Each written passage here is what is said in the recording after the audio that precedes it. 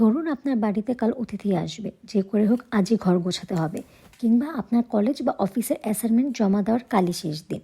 আজকের মধ্যে কাজ করতেই হবে। সকাল থেকে আপনি ভাবছেন এই তো একটু পরেই করব। ভাবতে ভাবতে সকাল থেকে দুপুর, দুপুর গড়িয়ে বিকেল, তারপর সন্ধ্যা, তারপর মধ্যরাত। আপনার একটু পর আর আসে না। এরপর সকালে উঠে তাড়াহুড়া করে কাজ তো করলেনই, কিন্তু সেটা বলতে গেলে একদমই দায়সারাভাবে। আমরা বেশিরভাগই কাজের ক্ষেত্রে এমন গড়িমসি করি, এখনকার কাজ পরের বেলার জন্য ফেলে রাখি। এভাবে কাজে দেরি করাকে ইংরেজিতে বলে প্রোক্রাস্টিনেশন, যার অর্থ আত্মনিয়ন্ত্রণের অভাব। এই প্রোক্রাস্টিনেশনের মতো মানসিক সমস্যার ফাঁদে কম বেশি আমাদের সবারই পড়তে হয়। তবে এই সমস্যা খুব সহজ এড়ানো যায় নিজেকে নিয়ন্ত্রণের মাধ্যমে। আমরা এখন জানবো এমন কিছু টিপস অ্যান্ড ট্রিক্স।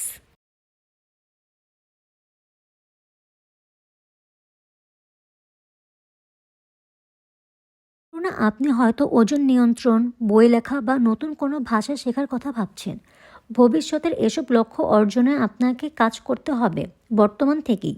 কিন্তু বর্তমানে সেই কাজটি যেন আপনার করা হয়ে ওঠে না, কারণ এসব কাজ তাৎক্ষণিক কোনো ফল নেই, সফলতা পাবেন অনেক দেরিতে। কিন্তু আমাদের মস্তিষ্কে সবসময় এই মুহূর্তে ফলাফল পেতে পছন্দ করে। এ কারণে আমরা ফিট থাকার পরিকল্পনা করেও চকলেটের লোভ সামলাতে পারি না। অ্যাসাইনমেন্ট করার থেকে ইউটিউবে ভিডিও দেখতে বেশি ভালো লাগে, কারণ আমরা আমাদের কমফোর্ট জোন থেকে বের হয়ে নতুন কিছু করতে ভয় পাই। ফলে অনেক মেধাবীরা সফলতার পথ থেকে পিছিয়ে পড়তে পারে, আর এই কারণে আপনার উপর বিষণ্ণতা ভর করতে পারে।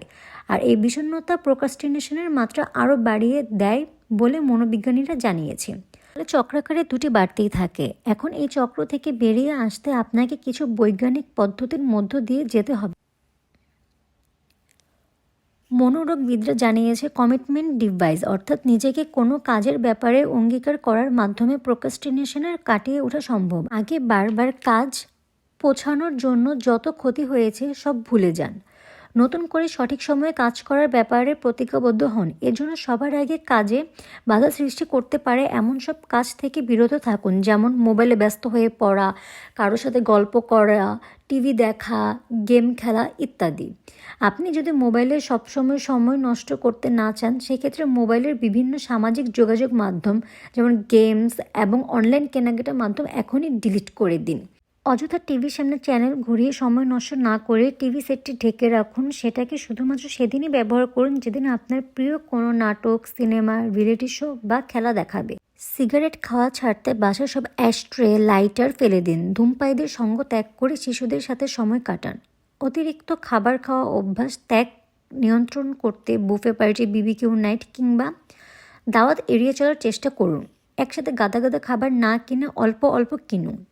নেশা কাটিয়ে উঠতে কিংবা খাবার নিয়ন্ত্রণের ব্যাপারে সতর্ক করতে প্রিয়জনের সাহায্য নিতে পারেন, যাতে তারা আপনার উপর নজর রাখে যে আপনি ঠিকঠাক সব পালন করছেন কি না। ব্যাংকে একটি স্কিম চালু করুন, যেখানে আপনার চলতি অ্যাকাউন্ট থেকে মাসে মাসে এমনি এমনি টাকা কেটে নেওয়া হবে। অর্থাৎ আপনি যে কাজগুলো ফেলে রাখছেন সেগুলো করার ব্যাপারে নিজেকে এভাবেই বাধ্য করতে হবে।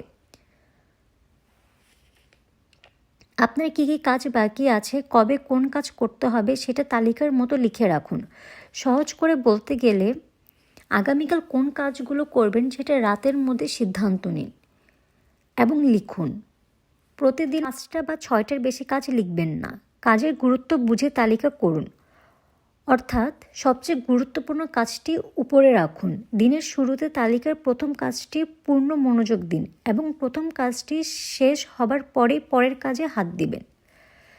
এর মধ্যে যদি কোনো কাজ বাদ পড়ে যায় সেটা পরদিন কিংবা অন্য যে কোনো দিনের 6টি তালিকায় লিখে রাখুন। যখন যে কাজটি শেষ হবে সেটি কেটে দিবেন। এতে আপনার মধ্যে কাজ সম্পন্নের তৃপ্তি কাজ করবে।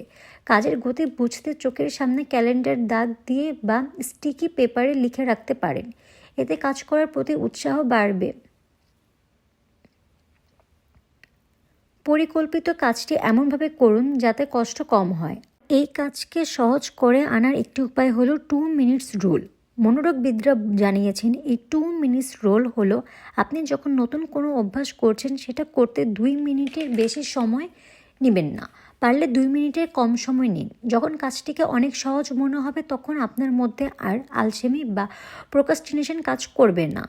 কাজ শুরু করাটাই প্রোক্রাস্টিনেশন কাটিয়ে ওঠার সবচেয়ে বড় চ্যালেঞ্জ।